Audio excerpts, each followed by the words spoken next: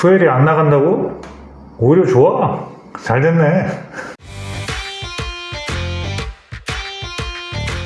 네, 안녕하세요. 유럽에서 유럽 축구 전해드리는 축구 라리가 채널입니다. 김민재 선수 관련해서 빅뉴스라고 할 수 있는 뉴스가 들어왔는데요. 투엘 감독이 뮌헨에 잔류할 수도 있다는 뉴스입니다.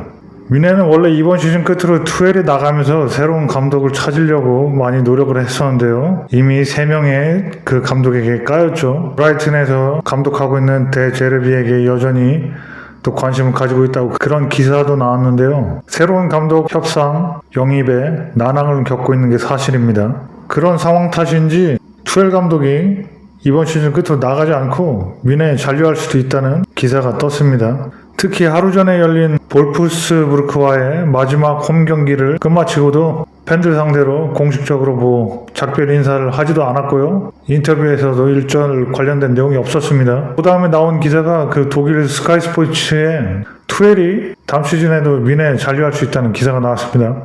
그러면서 하는 말이 구단이 새로운 감독을 찾기 힘들어서 뿐만이 아니라 그 구단의 고참 선수들 노이어 그리고 뮬러 이런 고참 선수들이 투엘에 남기를 원한다, 지지한다 이런 기사도 나오고 있는 실정입니다. 아무래도 리그에서는 레버쿠첸에 밀려서 2위로 마감할 것 같이 보이지만 그 투엘이 항상 토너먼트 대회에서는 굉장히 잘했거든요.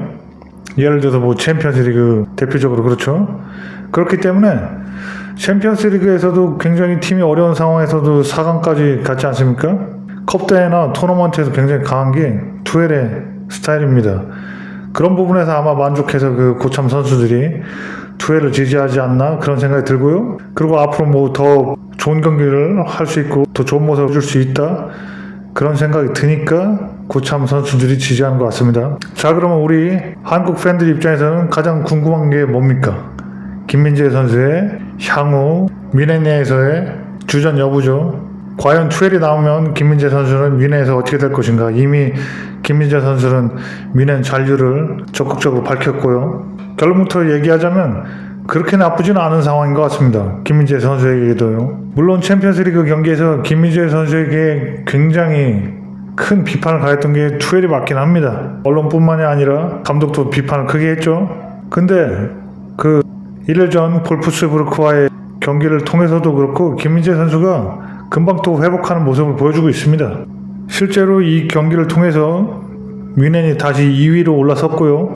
그렇게 악평을 받았던 빌트나 키커에서도 무난한 평점을 받았습니다. 나쁘지 않은 평가와 더불어서 그 풋모바에서도 평점이 좋았고요. 전체적으로 봤을 때 일어났던 일련의 상황들을 보면 김민재의 실력의 문제가 아닙니다. 김민재 선수의 순발력이나 스피드, 몸싸움 능력, 예측 능력 이게 문제가 아닙니다. 팀의 스타일 문제입니다. 뮌헨하고 나폴리는 그 팀의 수비 스타일이나 그 전술 스타일이 완전히 다릅니다.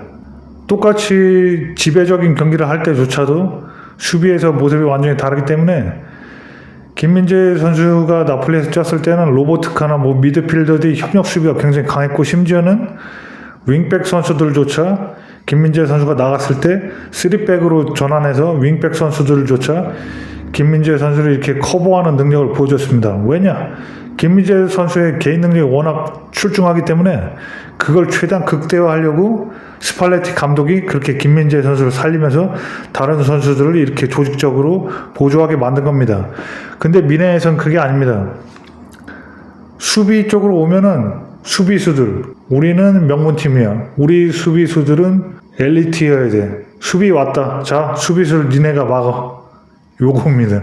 그렇기 때문에 도와주거나 협력 수비가 별로 없습니다.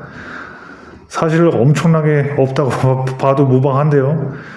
챔피언스 리그에서 강팀 수준 아니면 미드필더들조차 수비를 많이 도와주질 않습니다. 리그에서는 완전히 수비수들한테 방치해놓은 수준일 때도 많이 보였습니다. 그게 사실입니다.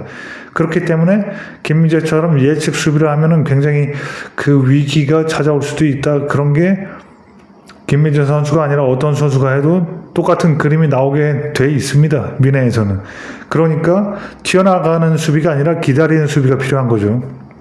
그 점을 1일 전에 볼프스부르크 경기를 상대로 김민재가 보여줬기 때문에 경기력도 무난했다. 좋았다. 이런 평가들이 키커나 빌트나 독일 언론에서도 나오기 시작하는 겁니다. 그런 기본적인 수준을 봤을 때 김민재 선수는 뭐 현재 있는 데리흐트나 우파메카노나 뭐 다이어보다 기본 가지 툴이나 능력 자체가 워낙 출중합니다. 그러니까 이런 스타일만 살짝 바꿔주면은 김민재 선수가 다가오는 새 시즌의 첫 번째 센터백 중에 첫 번째 옵션이 될 확률이 가장 큰 게 사실입니다. 그러니까 만약에 투엘이 그 미넨의 잔류하에서 감독으로 다시 이어가더라도 김민재 선수에겐 크게 문제가 아닙니다. 왜냐? 김민재 선수를 애초에 원하고 갈망하고 해서 미넨에 부탁을 해서 데려온 게 애초에 투엘 감독입니다. 그래서 어제 경기 끝나고도 김민재 선수에 대해서 굉장히 호평을 한 거고요. 김민재 같은 선수를 데리고 있는 게 바이에른 뮌헨의 행운이라고까지 했죠. 챔피언스리그 레알 마드리드 경기 끝난 이후에 그 호평을 하던 느낌하고는 완전히 180도 바뀐 모습입니다. 네, 이렇게 정리해봤을 때 김민재 선수가 지금처럼 스타일만 살짝 바꿔서 이렇게 적응을 해준다면은 바이에른 뮌헨에서 연착륙하는데 전혀 문제가 없고요. 투엘과의 관계도 전혀 문제가 없습니다. 애초에 김민재 선수를 데려온 게 투엘이고요. 적극 원했었고요. 그리고 김민재 선수 조금씩 차츰 자신의 스타일을 살짝 뮌헨 스타일로 바꿔가면서 적응하고 있는 중입니다. 아마 이번에 그 여름 시즌에 휴가 끝난 후에 다시 모여서 훈련을 시작하죠.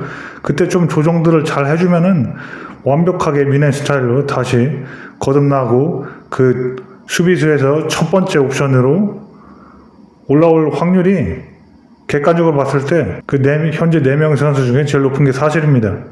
그렇기 때문에 뭐 투엘이 남다고 해도 김민재 선수의 뮌헨에서의 앞날은 전혀 문제가 없을 것 같고요. 어제 경기에서 경미한 부상을 입었었는데 큰 문제가 아니라니까 꼭 호펜하임과의 그 시즌 마지막 경기에서 출전해서 또 좋은 모습 보여줬으면 좋겠습니다.